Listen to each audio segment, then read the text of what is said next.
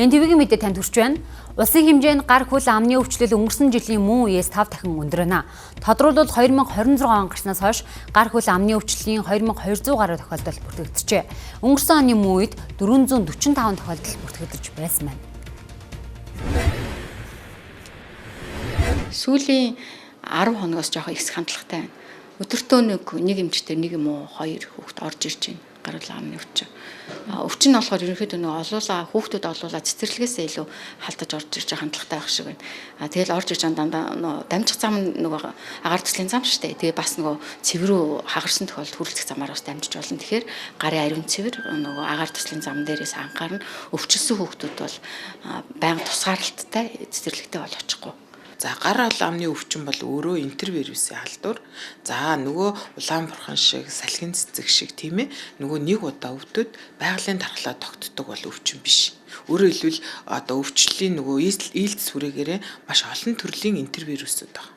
Тэгэхээр энэ дээр бол одоо ээж аав иргэд маань энэ дээр бас анхаарах хэрэгтэй. Яг гэвэл хэдий хөнгөн хэлбэрээр ингээд ихэнх нь явдаг ч гэсэндээ эн чинь өөрөө халдварлалт ихтэй.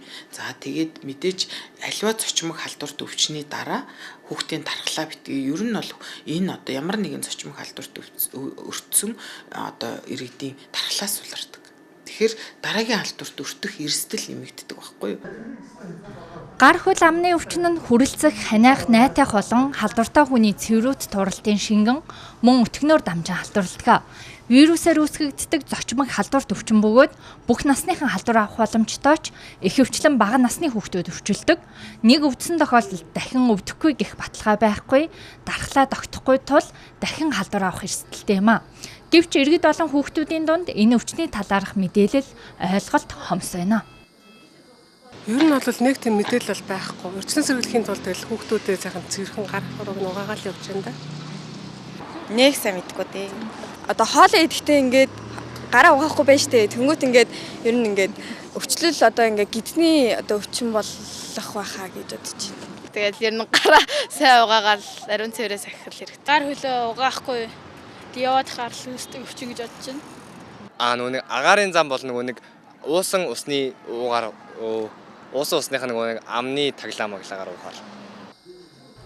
Гар хөл амны өвчний үед ам завж хил өвдөх, амны дотор тал гарын алга, өлмий, уланд улаан тууралт, цэврүү гарах, хоолн дургуолох, хоолоо өвдөх, ядрах, сулдах, халуурах зэрэг шинж тэмдэг илэрнэ. Нууц үе нь 10 хоног орчим үргэлжилдэг. Иймээс бусдад халдвар тараахгүй байхын тулд халдвар хамгааллын дэглэм сахиас гадна гараа тогтмол угаах хэрэгтэй. Мөн 90% нь хөнгөн тусдаг хэдий ч заавал эмчид үзүүлэх нь өвчин хүндрэхээс сэргийлэх юм а.